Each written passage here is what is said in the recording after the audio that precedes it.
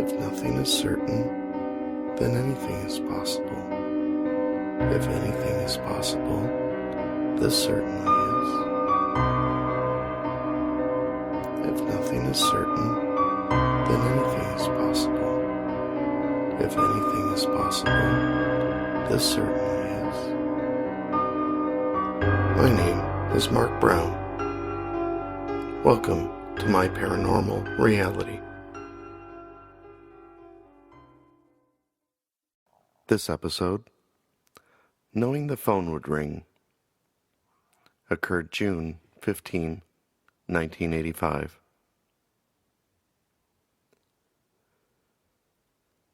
I never really thought that much more about that time in the basement with the Ouija board, and similarly, never really thought about or considered the paranormal in general. To be honest, I might not have even considered about writing about this. But I know that it always bothered my brother, so I thought it was worth sharing. At the time I was 17, I had graduated from high school and was having my open house party. I had never been very social in school, so didn't have a lot of friends. With that, my open house was pretty much like any of our other family gatherings, with much the same people, only this time the party was about me. We had several picnic tables, some food, and beer, although not a lot of beer. My friends and I were still years away from being able to legally drink, and we were not the type to drink in high school regardless. If my friends and I were going to stay up all night partying, it usually meant that we had bought our share of junk food, pop, and were going to shoot pool and play computer games, D&D, or Dungeons and Dragons, and or Risk for all hours of the night. Needless to say, the beer was starting to go to waste. I noticed that my dad was getting into the spirit of the party a little more than usual, but didn't think much of it. Again, there weren't many other people, so my dad was one of the few people drinking. As the party began winding down and one of my friends noted that he should get going, but he needed a ride home. His parents had left some time ago, but he had chosen to stay on, knowing that someone would take him home. Not surprisingly, my dad offered to take him. I felt a cringe when he said that they would take his motorcycle, but let it go. I felt embarrassed because my dad had been acting a little odd earlier. Then again, I was 17 and pretty much anything either of my parents did embarrassed me. So I watched them ride off and went back to cleaning up what was left of the party.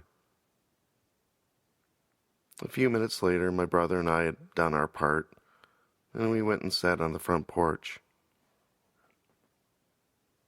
As we were sitting there, we both heard a siren in the distance. We lived in a small town, a village actually, and just across the railroad tracks from the main road at that. So it would be fair to say that you could hear just about every siren and train that went through our town from our front porch. My brother was listening out of curiosity, as all little brothers are interested in the passing of a siren to some extent. I, however, simply stood there with a furrowed brow, waiting and anticipating. I knew something was wrong. I didn't know what, but I knew. Then the phone began to ring, and I immediately turned away from where we had been looking, and my focus went to the waiting telephone. The siren had stopped moments before, but my brother and I had still been staring in its direction, as if we could somehow see what was happening over a mile away. After looking at the phone in the house, still ringing, I turned to my brother and told him matter-of-factly, Dad's been in an accident." He turned to me in disbelief. This time he had the furrowed brow. He was only 9, but the furrowed brow was clearly a family trait passed down from father to sons. My dad had been riding motorcycles since before either my brother or I had been born. My dad had been drinking on and off for several years and rode his motorcycle regardless of his mental state. He had never had an accident of any sort, and if asked, he would happily tell you that he was better on his bike when he was half in the bag.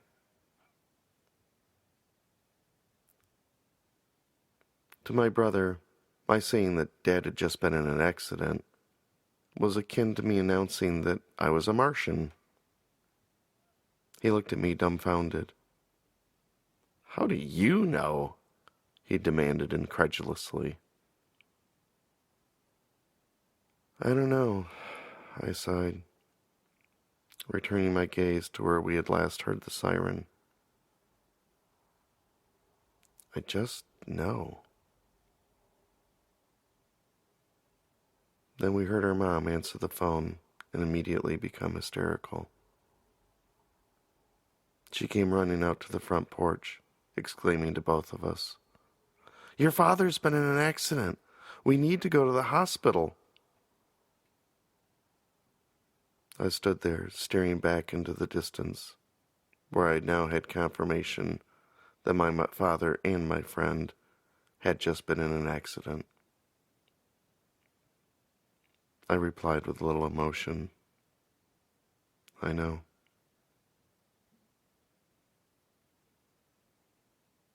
Both my father and my friend lived through that accident, and for the most part unharmed. After losing control of the bike, my dad had skid on the pavement and came to a stop by kissing a fire hydrant. He lost a front tooth in the process, and of course, got a serious case of road rash. My friend was unharmed, but maybe a little mentally scarred. When he had gotten back onto his feet, he saw my dad lying unconscious and bleeding from the mouth. Being in shock himself and not noticing that my dad was breathing, he began to run around screaming, "He's dead! He's dead!" Years later, it became a story to laugh at for most of us, but never completely for me.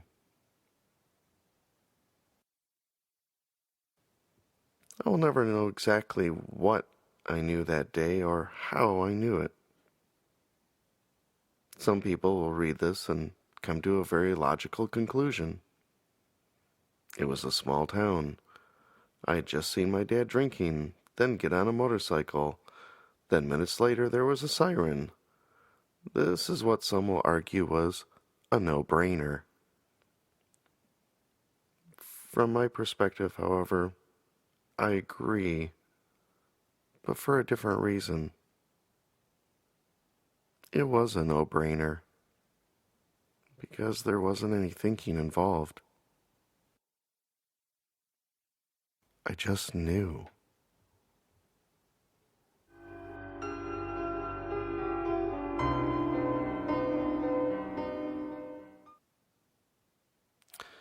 This story touches on a couple of interesting aspects that we're going to see come up here later on in the various stories.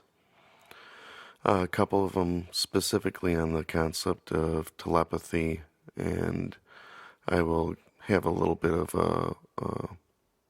for lack of a better term, a rant about that one later on here. But I think one of the big things to really pull out of this is a more generic term or concept of shared experiences or just sharing in general. And really what can happen when we truly focus our minds. And in reading this story again, I realized a couple of times that I noticed how my focus was off where the accident was and or where I envisioned that it was based on the siren, and then on the phone itself. And I think that there's an important thing that many of us tend to forget or ignore, and it's because we get so wrapped up in the 3D experience of what we see, what we smell, what we touch, that we don't give credit, or we seem to forget or ignore the concept of being able to deal with anything beyond that. And I know, yes, that is extrasensory perceptions. That's that 1970s, 80s term that got really popular when people talked about what was beyond our basic senses. But I think that the thing that I was realizing there was it wasn't even where I was looking, it's where I was focused. And that's something that I'd like you to think about and play with, that concept. Because 99% of the time that we are conscious, aware of what we're doing, paying attention, our focus is exactly where our eyes are. If our eyes are looking there, then that's where our focus is. But that's not always the case, and it doesn't have to be the case. And what's interesting is what can happen when you specifically work to make that not be the case, and allow your focus to truly be somewhere other than where your eyes are looking, where your eyes are focused on. We'll see that and again hear about that much later on, but honestly, try that out a little bit. Look around, and then change your focus to look around while you keep your eyes really lazily just maybe even looking down at a book. Possibly even one that you've just recently bought. Could even be this one that you're hearing right now. And of course, if the book that you were looking down at is not My Paranormal Reality, then take a quick pause here. Just hit the pause button. I won't even know it. And, well, wait until after I get done with this. Go to the website, MyParanormalReality.com. Peruse it. Look around. We'll take a pause to welcome you to My Paranormal Reality. Thanks again for tuning in and listening. I hope you're enjoying it so far. I believe this is the 6th episode. I'll know it when I actually label it, but I'm pretty sure that's it. And again, this one is called Knowing the Phone Would Ring. For those of you that already have the book, as you know that I am reading along with the stories. This one was Knowing the Phone Would Ring. And it touches upon a couple of things, one being the concept of focus and where our minds do get focused. And basically in this one I was almost trying to take my body there to find out what was going on. My mind was racing. It wanted to know what was happening, where the siren was. It knew that the siren was roughly between me and my friend's house, and it wanted to be there. I wanted to experience and see what was going on. Of course, all the questions that needed to be answered. But I also believe that it started to touch on a concept that we're going to hear about later on, which is telepathy. I have a couple of stories about it, but the point I wanted to bring up here is that I think that too many times people get stuck into this all or nothing concept. They have to have everything or nothing, and it's either great or it's garbage. Where I mean on that is that when people would talk about telepathy, again, even back in the 70s and 80s, it was usually superheroes that had this extremely superpower, or aliens, or basically anything other than a standard, ordinary human being. And the uh, the definition of telepathy was pretty straightforward. I can have an entire conversation with you in my head and never have to open my mouth or utter a word. And you can talk back with me. We can just keep going back and forth, and really just like a telephone call. Just, same concept. But obviously, that was impossible and magical and fantastical.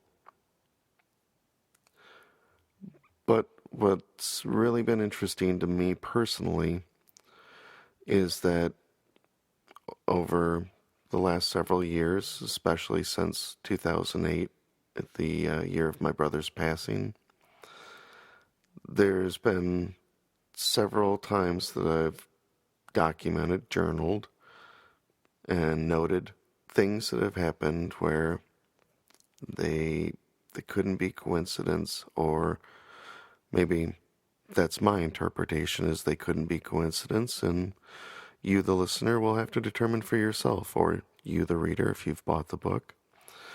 And the the concept, though, is that I don't think that you really have to have entire conversations to hit the mark of telepathy. Why does it have to be a two-way conversation, two-way phone call? And if it's not that, then it's not telepathy and it's garbage and you're making it up. What about a one-way conversation of a single word or an image or a thought? How many times have you heard of a mother talking about someone and knowing that her child was in danger or her child was hurt? She just knew it. She didn't have to ask him. She didn't have to call him. She knew it. Some of them even getting up, leaving in the middle of something, and saying, I have to go. And being right. I know, there's confirmation bias, which, if you're not familiar with the term, means that when you're looking for a pattern and you find a pattern, you call it a match. When you're looking for the pattern and you don't see the pattern, you ignore it. And it doesn't count as a fail, so when you look back on things, you've only had a pass, you've never had a fail. And that's because of you ignoring the fails. So what that's saying is all the times that you've heard of a mother that has had those experiences, how many times did she get home and find out, no, there was actually nothing wrong at all? Versus, how many times did she get home and find out, yep, someone had a problem, whether it was a false alarm and the child thought that it was a problem, or whether there was an actual problem. Either of those should be considered a pass. I haven't done my own science for this one, other than my own personal stories, but I think what you're going to find is that this is more of a pass than a fail. And my guess would be that it's an overwhelming pass. There's just something about the tie of family. You just know. If you've heard the story Mother's Day, you'll know that I had a brief touch of a telepathic hint there as well. If not, spoiler alert, I got a feeling that I should call my dad and it was a strong feeling that I should have went with. But the point is it was just a feeling. And that's the thing that I think that, again, falls into this fail for telepathy, because people discredit it. They don't hear an actual two-way conversation in their head, or they don't even hear a one-way conversation in their head, like someone trying to talk on a walkie-talkie and them not knowing how to hit the send button themselves. It's never anything like that. Well, I can't say never. Usually never. But I think what you're going to find, especially if you continue listening throughout this and maybe start paying more attention to odd feelings or signs or whatever you want to call them, weird coincidences. I think that as you pay more attention, you're going to see more of them. And you're going to have to start to wonder and question for yourself, how much of this is confirmation bias and how much of this is the paranormal being more normal than we expect. The rant on telepathy that I was alluding to earlier is that with all these years, I've seen my own cases of limited forms of telepathy. I know that something exists.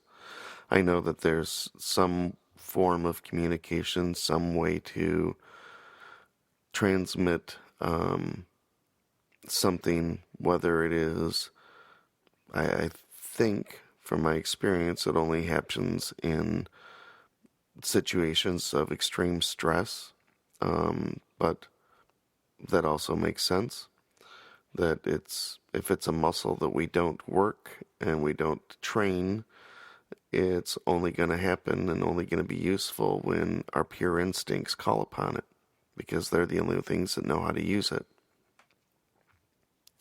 It's kind of like learning how to control your oxygen intake or your metabolism, like Wim Hof, the Iceman, and finding out, as he says, that these types of things are completely attainable to the natural person.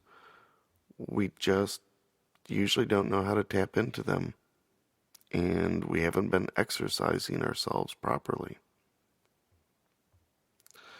So, for the most part, this book and this podcast has been to document and to share and basically try and get information out to people of, hey, this is some weird shit that happened to me, and maybe weird shit's happening to you as well.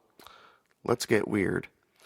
But part of it's also to kind of get the awakening out to people to start paying more attention. I think that there's a lot of times that we're just ignoring, writing off. We're getting so wrapped up into what science tells us that we're forgetting to pay attention to what our mind and our heart is telling us. So, the rant. Why the fuck is it that everyone in science has been telling us for the past centuries that telepathy was impossible? It's fantastical. It's magic. No one can do it.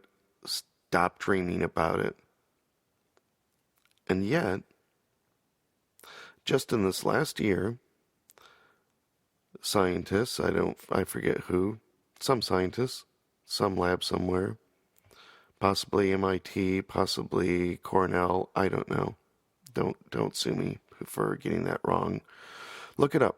I'm sure you can Google it pretty easily. Some scientists have hooked up one person to a computer, basically brain scan, little just electrodes on the outside of their head, And then another person, miles away, possibly even country away, I don't recall the details, again, Google it. That person had electrodes. And the one person was able to electronically transmit a word, and the person on the receiving side heard it. And the person, neither of them, were within any visible contact of each other, miles and miles and miles and miles and miles away, and didn't use their lips. Telepathy is possible with computers, is what the newspapers are claiming. Science is showing telepathy via computer assistance is now possible. Well, fucking thank you, science, for catching up to the game. Except you're still fucking light years behind. Because you're involving a middleware of computers that has to have you connected. I disagree. That's bullshit.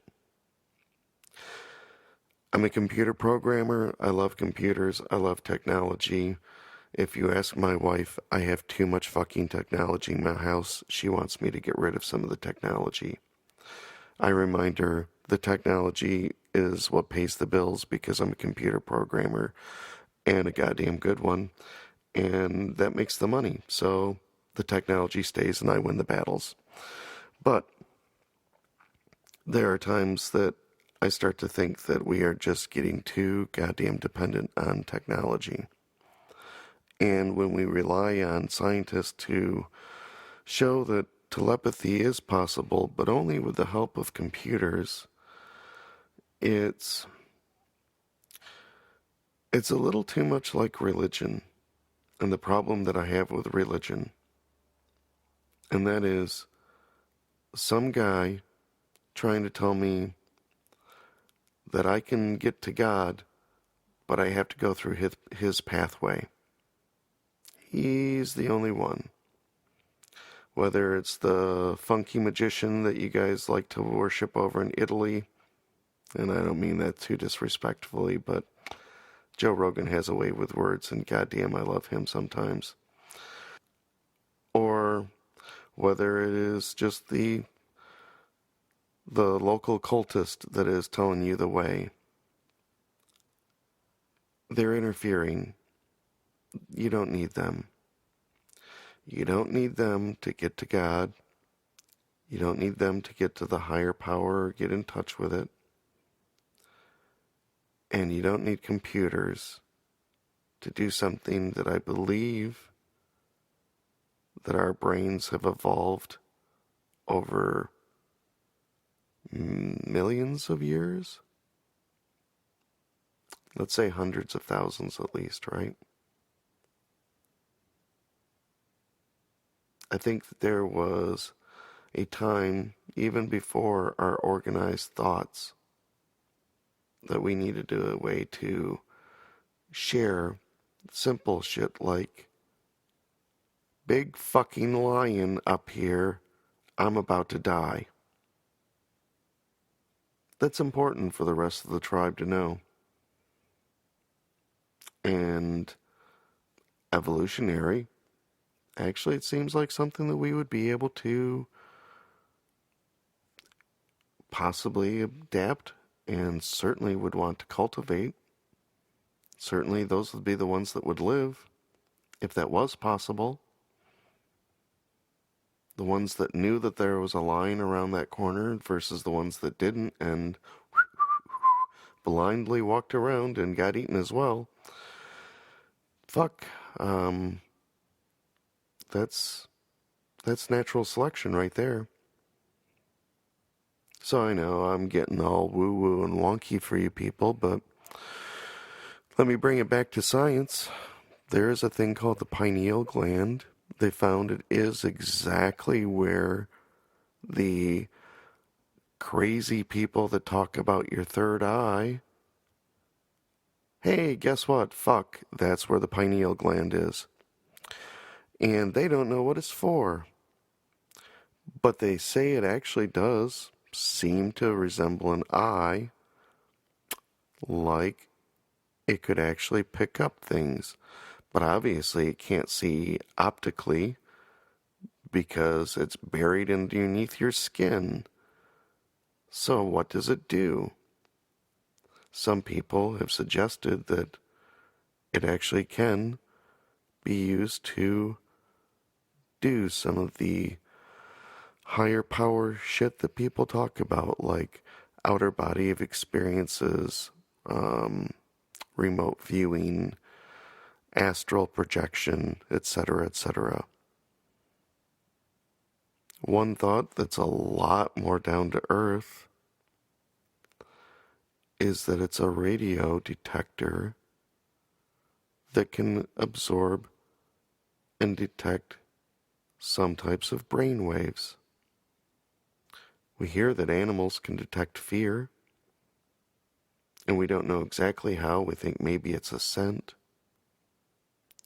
But is there a brainwave oriented around fear? I would bet there is.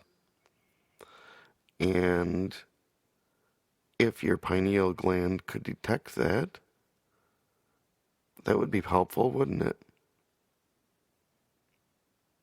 And what if the pineal gland was able to evolve over the years and get a better ability to detect more and more detail? I think where I'm going here is simply that I don't know. We don't know. But it's time we stop paying attention to when science says that things are not possible. Nothing is impossible. Highly, highly, highly improbable, as Douglas Adams will tell you. There is a great, great difference between impossible and extremely improbable.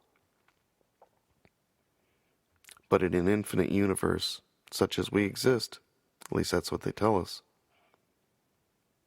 even the most improbable things will happen.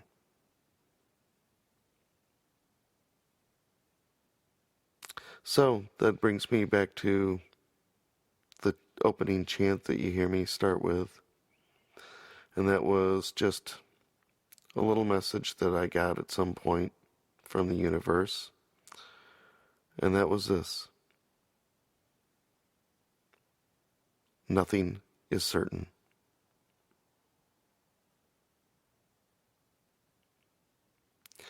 And what I realized with a little following the logic trail, if nothing is certain,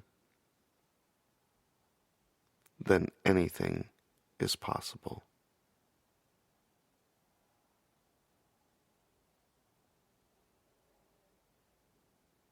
I'm going to leave you with that tonight. I hope you've had a good one. I hope you enjoy this podcast. If you do, please share it. Tweet us. Let us know that you enjoy it and that you'd like to hear more of it. At my_paranormal. Also, we have a Facebook page, MyParanormalReality. Website, MyParanormalReality.com. You can get the book there, either ebook or print. No excuses. You can get it however you like to read. If you don't like to read, then just keep listening to the podcast. And if you really think that we have a kick-ass logo, then check out the merch page. You can get various things through Cafe Press, like t-shirts or coffee mugs, or the ever-popular laptop skin. Show your brand favoritism for My Paranormal Reality. Or not, and just keep listening. Either way, enjoy.